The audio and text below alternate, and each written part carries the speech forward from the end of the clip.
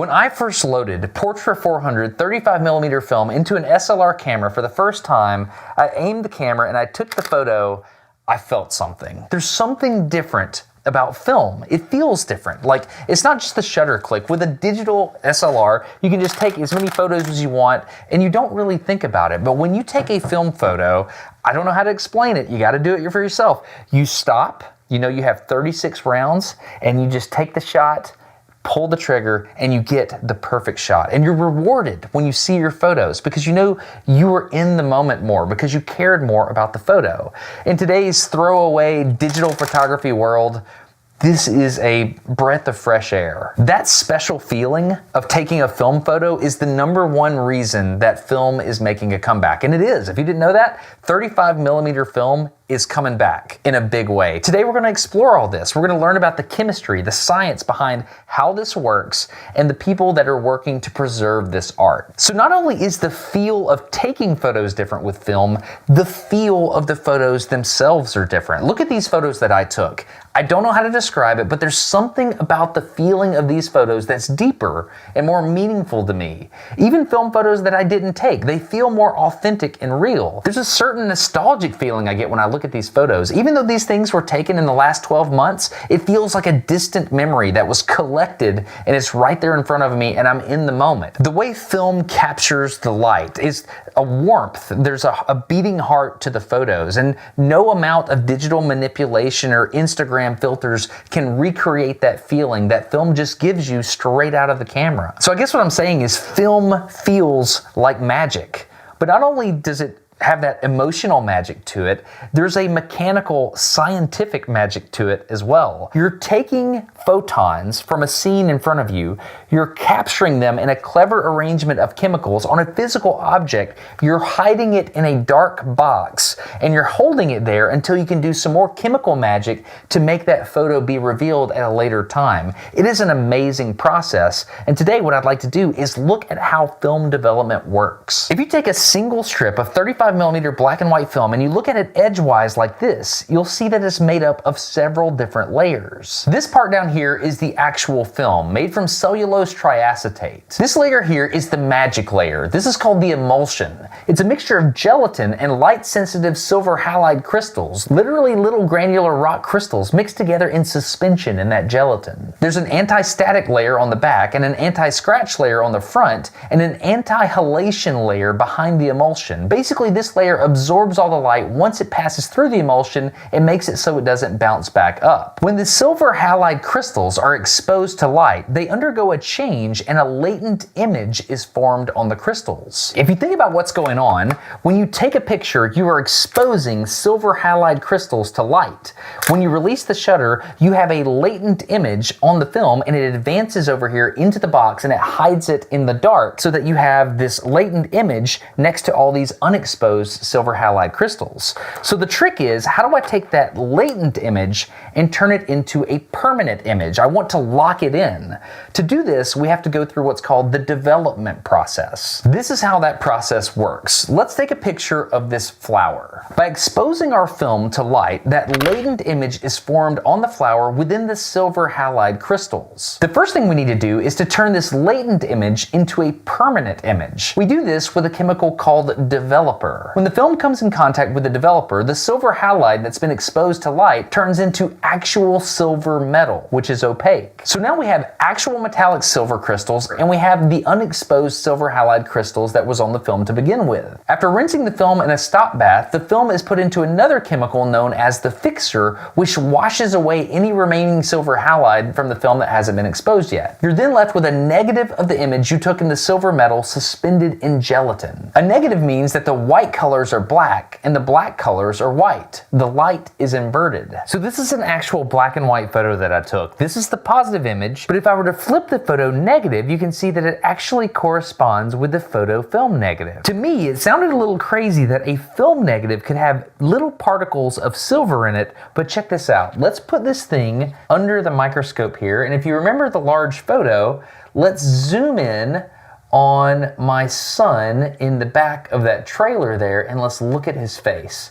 Okay, check that out. I picked this photo because their faces are so small in the back of that trailer there, but if we move up in magnification and we readjust here, you can see that the image is made of a lot of little bitty grains. If we zoom in even farther, focus, you can see that these little dots on this black and white photo, let's get the focus right, those are actual grains of silver. Isn't that insane? A black and white photograph is made from a bunch of little specks of silver metal, and you can see it right there. Like, in fact, if we zoom back out slowly, you can see that these things take shape, and you can start to see his face again. This is so crazy to me. So like, a photo is literally made up of grains of silver. That's where the term grain comes from for a photo, like literally little grains that make up the picture. The more sensitive the film, the larger those grains will be. So like an ISO 800 film will have larger grains than an ISO 100 film. So now we know how black and white film photography works, but the color process, particularly the C41 color process, is a little bit different.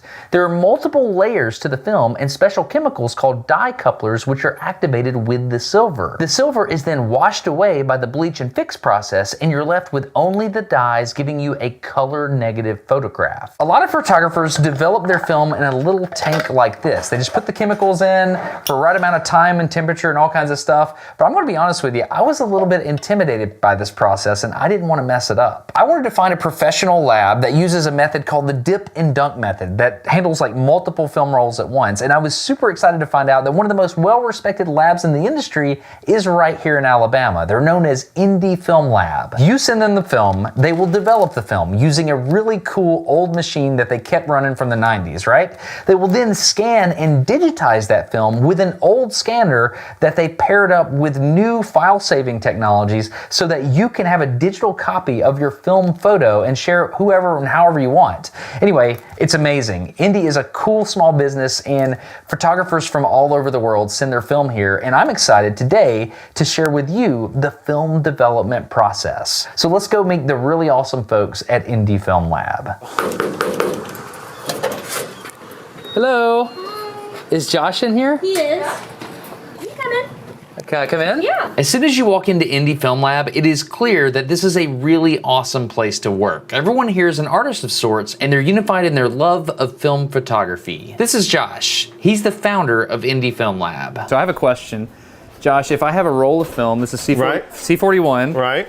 How does the film come out of this roll, my 35mm camera? I'm seeing this right here. Yep, So I'm assuming this is along the way somewhere. How do we get this into digital pictures on my computer at home? Can you show me? It's all magic, man. See, like, you put it in this hand, and then just disappears, and then just shows up. Dude, that was really good. You actually got me. I got you. This room is kind of our, like film in and film out room. The mailman and UPS, FedEx comes right through this door. Erin will check it in, twin check it. She's basically like tagging each roll of film with a specific number, and a twin check is the same number on two different stickers. So she'll label the film as one, and she'll label the order form as one, so that we know when that client has that twin check that film goes with that order. So it's a pretty cool method to do, and then she'll load them in these racks that we made on a CNC machine, and then they go back to Thomas and go into the processing. All right, it starts with processing, all right? The chemicals. This roll of film will come out of this can and into chemistry, but that's where our processing team comes in. All right, it's Hannah, right? Yep, Hannah and Thomas. Thomas, awesome, nice to meet you guys again. So Thomas and Hannah can walk you through the exact process through this dark room, but everything has to be light tight in the dark. So we're not going to show you in the light, but we can go through and show you with the light on how it all works. Does that make sense? So I've seen these on the internet. So this is a revolving door. Yeah, I'm going to show you another magic trick. You ready? Okay, yeah.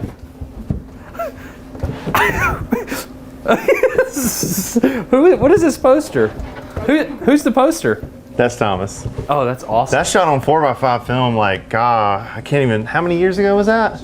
Look at the hair, it's a big difference. And it's so, like, you can't, well, it's dark in here, but it is the sharpest, one of the sharpest photos I've ever taken ever. It's insane. Inside this whole room here is so dark you can't even see your hand in front of your face. It has to be, you're inside of a camera at this point. Okay, so for the purposes of this discussion, we're not going to use my actual film, we're going to use dummy film. What does that mean? This is just expired film. It's from 15 years ago, and I'm not going to use it really. It's more test rolls for cameras and stuff. So what I'm going to do is I'll actually grab the stuff that I need to crack this open so that we can see how it works. Yeah? Okay, yeah.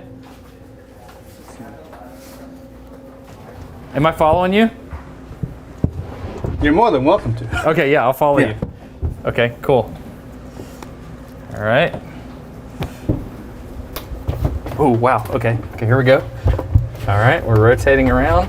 Oh, there are lights in here. Yeah, we've got them on for right now. For right now, we've got them on. If the lights come on when the film is in here, we ruin everything. So is there a safety on the light switch or something? Yes. Or? Right here, all we've done is put a little bracket over it. That's it. So you actually have to consciously make a decision to turn the lights on. Gotcha. Okay. So this is what it looks like.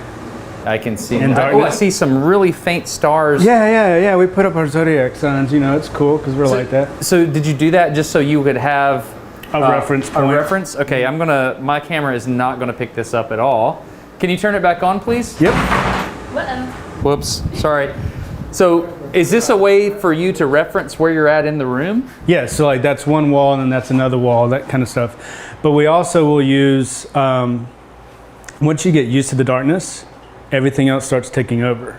So the smell, the sound of it bouncing off of the machine, so you start feeling out like where everything is. You A little start bit of getting used to- echolocation kind of thing. Yeah.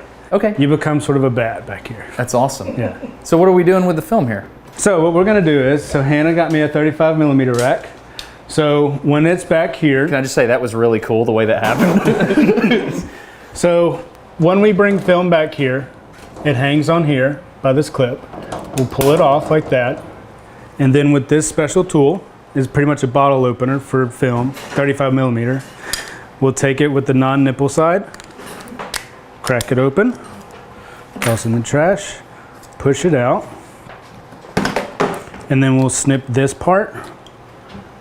And then it, Can we go ahead and do that? Yeah. Can we snip it? yeah. Go ahead and like get all the way Suited up. Yeah, get your Batman utility belt on.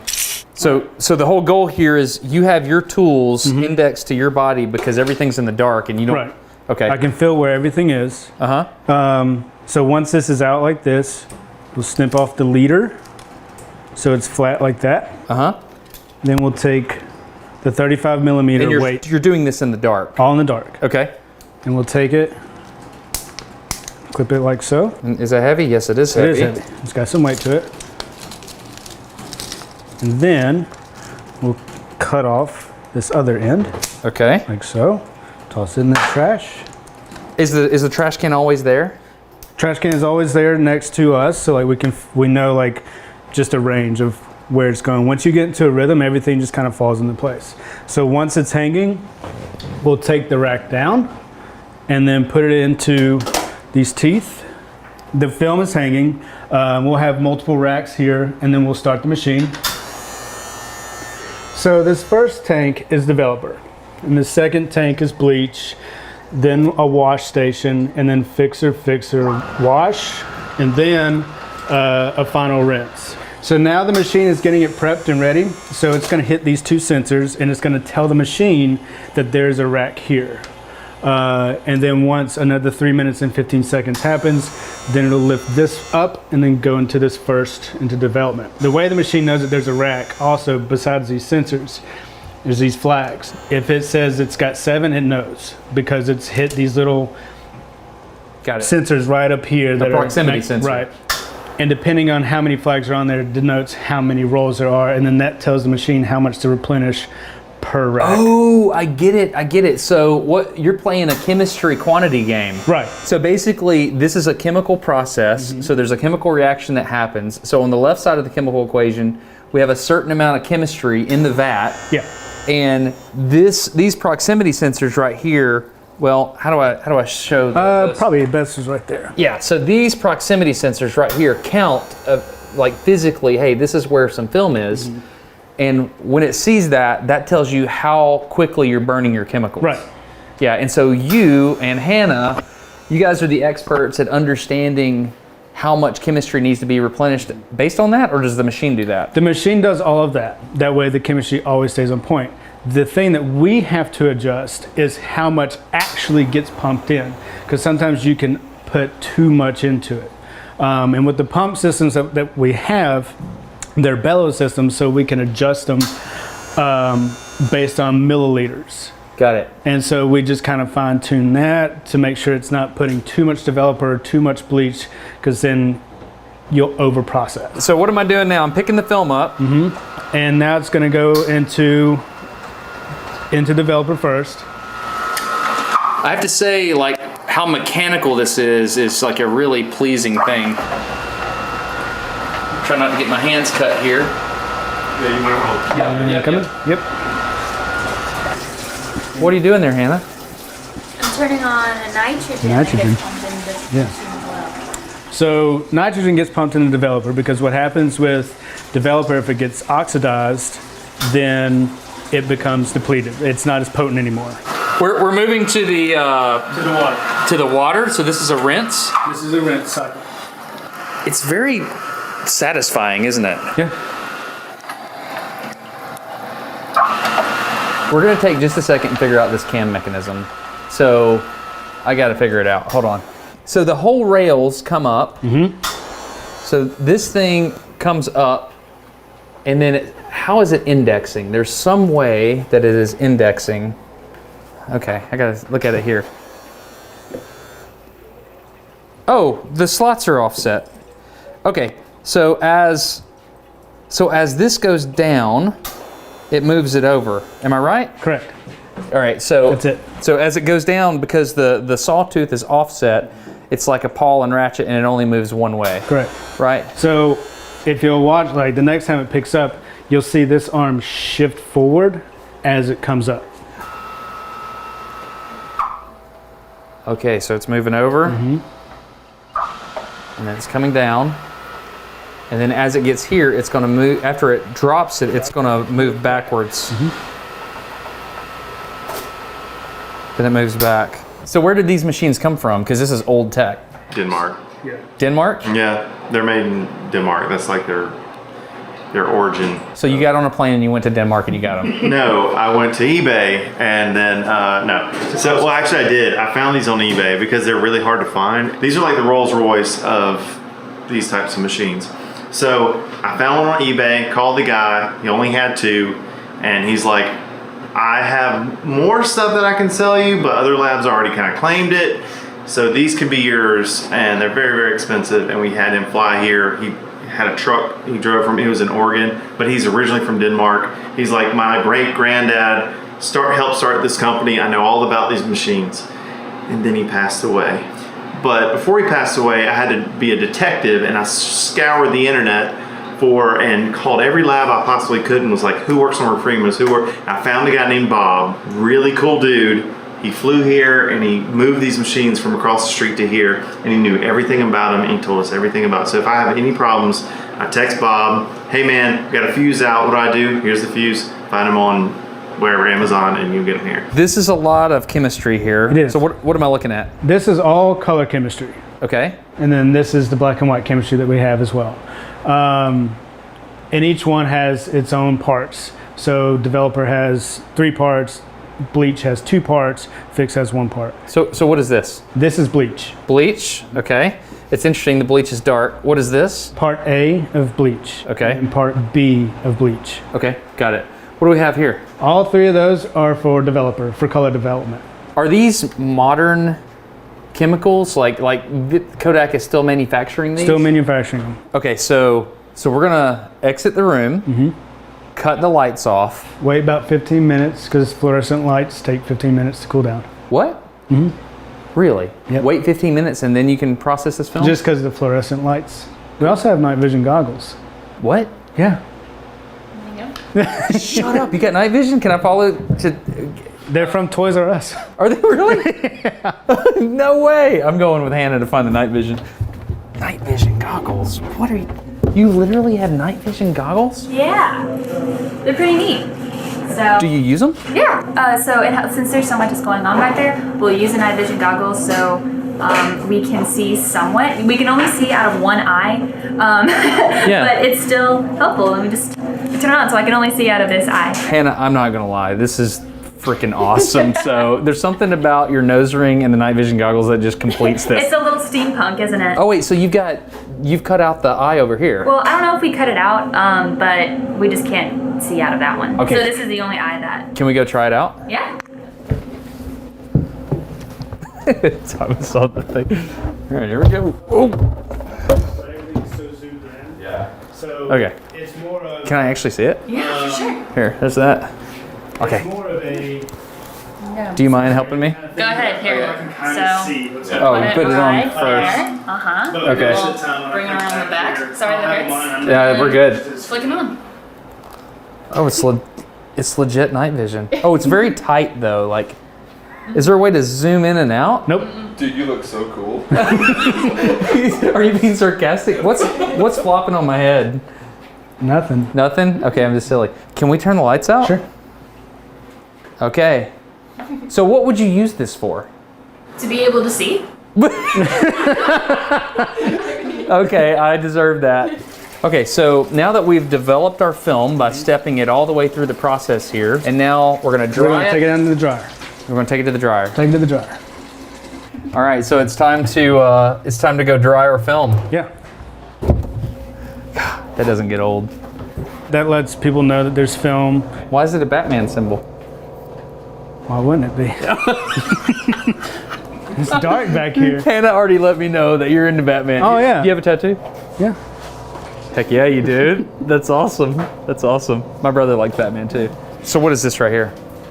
So this is just the dryer that's on the outside of the other side of the darkroom. So all the chemicals in the machine is on the other side. And so it goes through developer, bleach, fix, all that. And then after it exits its last bath, which is a stabilizer, it comes through the dryer to this side. And then there are these wheels that move the rack through the dryer. And it's in here for about 30 minutes. And then once it's done drying, it makes this really loud beeping sound. And then you reach in and you pull it out. Is there heat in there? Like air is circulating? Yeah, you can stick your hand in, it's nice and warm. Oh yeah, it's dry air too, right? Okay, so what do we do with it at this point? And then from here, I'll move these racks back. We hang it right here. And then so this was a full rack. I would go through, I would unclip all of the racks and toss them in the right weight bin. So this is all of our 35 clips, and these are for 120. So one of these stickers will go on the roll, and then one of them will go on an order form that hangs on some of the trees that are over here. Okay. Different trees are for different scanners. So this is where we have two different, have we talked about the scanners yet? No, we have not. Okay, so we have two different scanners. We have a Noritsu scanner and a Frontier scanner. And when the client checks in their roll of film, they can decide which one they would like for their rolls to be scanned on. And then, but this is like putting it in the queue, a physical queue for the scanners. Okay. And then the scanners will come pick out which rolls they'll scan, and then they'll go back and they'll scan them. This is our scan room. I feel like I'm on Cribs. Welcome to where the magic happens. So we have Sarah. Is he like this all the time? Yeah. Is that good or bad? That's a good thing. Okay. So this is a Noritsu scanner? This is a Noritsu scanner. Okay. Made by the company Noritsu. These machines were really an extension to the scan and print method back in the 90s. So back in the 90s, if you shot film, anyone that shot film, you would send it to a lab, they would scan it and immediately go right to print. There is no one messed with digital files in the 90s. You know, Photoshop came out in 93 or 94, I think it was. So no one really did that, especially not at home. Now like today, everyone does it, right? My kids can do it on the phone, right? 2001 came around, 2002, what happened? Digital cameras started coming out. So this became obsolete? Not yet. The scanning to print started to kind of go away because people had digital cameras. They could take a picture and it'd go right to their computer. If you remember 2001, 2002, I got my first like laptop, right? And it was real slow, but as that kind of progressed, I would say like 03, 04, 05, we really got a handle on like how digital technology works and files, like digital files and stuff, and cameras were getting pretty daggone good. That's when this started kind of going away a little bit, right? So Labs were throwing equipment away. We don't need this stuff, selling off stuff. We don't need this. Digital's here and it's here to stay, right? What we have done as a film lab today is we have hacked the system. We have taken away the print part of it as the main product from a scan. Now it's high-end digital files. So what these machines are really good at is converting the analog to digital. The color accuracy, the sharpness, the tones, the range. So Sarah is actively scanning, right? Yes. Okay, so what are we doing here? So this is 35 millimeter film, and we are just going to scan it as a large file. So just So you're make putting that that whole change. strip in the Noritsu? Yes.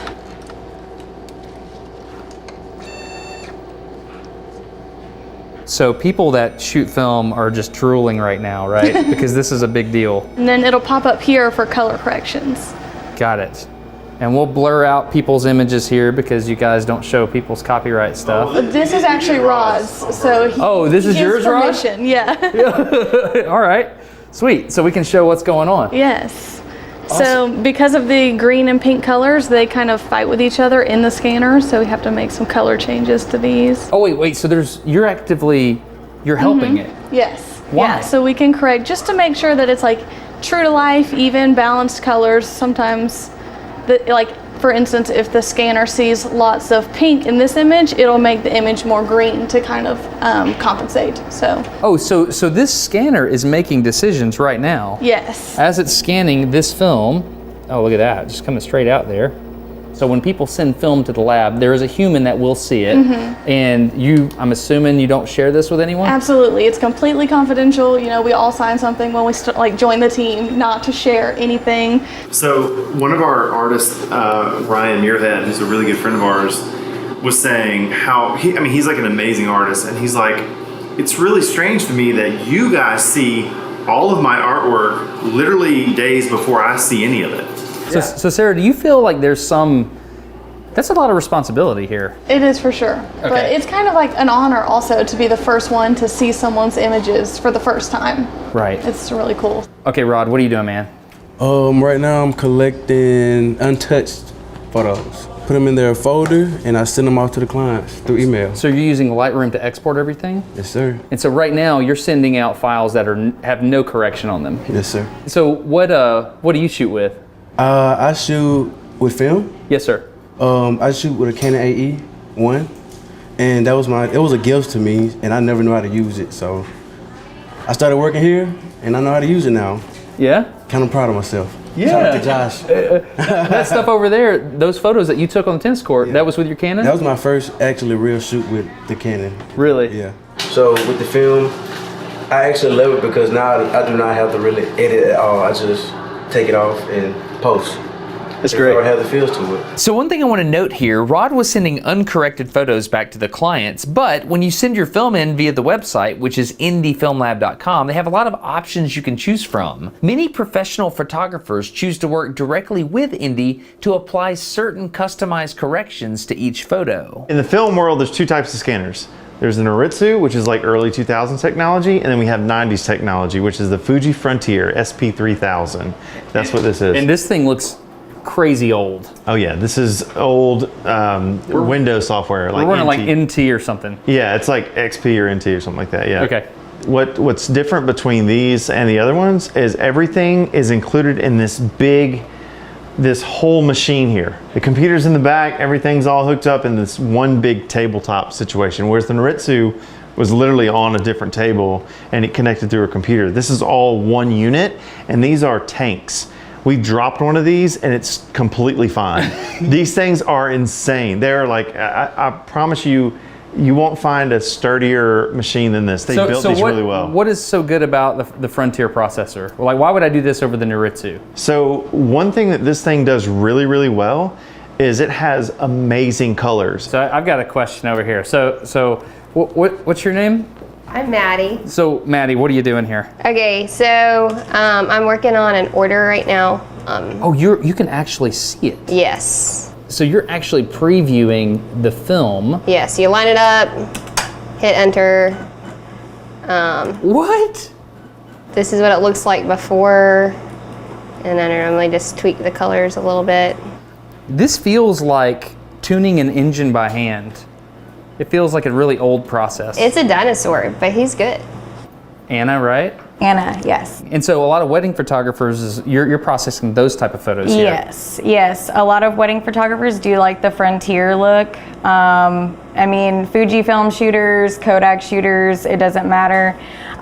They just, I don't know, I feel like the light and airy look looks great on the frontier for what they're trying to achieve, and the greens and the blues and everything is so beautiful. That's awesome. Thank you very much. Yeah, you're welcome. So if the colors of a photograph contribute to the feels, and the colors are determined by the chemistry, how does a lab know if they're doing it right? Josh showed me this email, which was a really big deal. It's from Fuji saying they had some of the best colors last quarter of all the labs they tested. How on earth do you test colors? Turns out film manufacturers create what's called control strips, and then a lab can process them and then send them back to the manufacturer to be tested. Look at all this data that can be quantified from those test strips. This is fascinating because to me, color feels very subjective, but the process is actually very technical and you're able to quantify it. Jenny over here, Jenny from the block, is taking all the film once it's scanned, and once everything is done with it and the client already has the order, we hold it for just a minute in case there needs to be a rescan or something else done to it. And then she sleeves it into a protective coating sleeving, and she'll pack it in a box and she will ship it right out to the client. How many rolls are you processing every day, Jenny? Too many to count. Is it really? Too many, yeah. Way too many. So this is legit.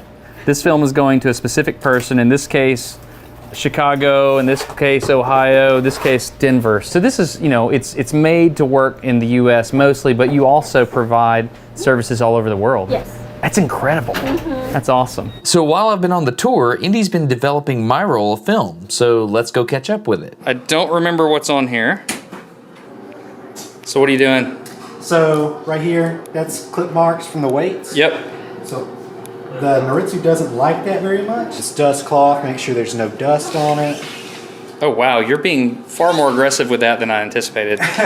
So we'll put it in. I kid you not, I'm sitting here watching Garrett scan files. I'm doing a review of this draft of the video, and then all of a sudden, boom, I get the email. This is my favorite thing about scans when they come from Indy. It says, scan day is the best day. And I can see from this cover photo that this is from when I went to New Orleans. So every time I get my scans back, it is a very, very different feeling because you've spent so much time literally taking a photo with film, and when you take that shot, you're like, man, did it work? And this is the moment when you get to tell if it worked. It's hard to describe how emotionally invested you are. This is Jackson Square in New Orleans, and we get to go through my pictures. You could tell I was fighting with light a little bit. So motion blur, stuff you don't really, oh, that's good. See, I forgot about the guy playing his trumpet in Jackson Square, and now I remember it. Film has a special feel to it. Like the colors are all there. It kind of puts you there in a really weird way. Man, there's something about film. So much of our life has been digitized, and so much of our life has been this like ease of use. Like, let's make everything easy and everything easy. And I think that's why records are coming back, the physicalness of it, and I think that's why film is coming back. I think there's something that's so tangible about the process of film photography, and there's something about taking it from this abstract concept of light hitting silver, emulsion, whatever, and then holding it yourself and developing it and then being able to see it in the roll and then taking it back to get scanned. And it's all it's a hands-on process. The images, I don't want to say they mean more than being able to have them immediately, because I mean, photos hold memories regardless of like if they're film or digital, but being able to take it step by step with your own hands, it's a really special process. So what exactly is it about film that I love so much? To be honest, I don't really know. Some people say it's the randomness in the silver halide crystals that make the image just irregular enough that it's pleasing to the eye. And to be honest, there might be something to that, because when you contrast it with a photo taken from a digital camera, I can just tell. One thing I do know though, if you'll take the time out of your busy digital life and seek out an old film camera and give it a shot, there's a really good chance you'll fall in love. This episode of Smarter Every Day is sponsored by KiwiCo. KiwiCo is an amazing subscription service that'll send kits to your house that your kids can use to explore and learn about science and engineering and all different kinds of things. We love KiwiCo at our house, and I would love for you to try it with your kids. You can get one by going to kiwico.com/smarter50. That gives you 50% off your first kit on the first month. Highly recommended at the Sandlin house. This is my son putting together the latest KiwiCo kit that he did. There's all different kinds of kits you can choose from. There's doodle crates, there's tinker crates, there's koala crates, depending on the age and interest of your child. One of the things I love about KiwiCo is there's this moment in every kit that they're putting together where something lights up or something flies off, and it's from a device that they created with their own hands. And what you'll notice is that light up moment is also accompanied with a light up moment in their own eyes. There's this moment of, I did it. I made this. Mommy and Daddy didn't help me. I did this. And it's fantastic. Like, that is special, and it's sacred. I mean, something about that moment when a kid can envision themselves as the maker, as the engineer, that's what's so precious to my family about KiwiCo. And I feel like that same moment can happen in your family. In this particular case, he was learning about optics, so you can see that there's a little ghost image here, and you can see how that was created. I think it's fantastic. KiwiCo subscriptions are shipping to 40 countries, so if you want to check this out, go to kiwico.com/smarter50. Again, that's 50% off the first box for the first month. Thank you so much for supporting the sponsor. When you do that, it supports Smarter Every Day, and I am grateful for that. I'm also grateful for Indie Film Lab's ability to let us come in and check stuff out. It was amazing. I love 35mm photography. I know you will too. Go get a cheap camera on eBay and pull it out and frame a shot like this road right here, and just take that photo and know that it's going to be amazing when you get to see it. It's just, all the feels are baked in. That's the thing with 35mm. It's awesome. So thank you so much for watching this video. I'm Destin. You're getting smarter every day. Have a good one. Bye.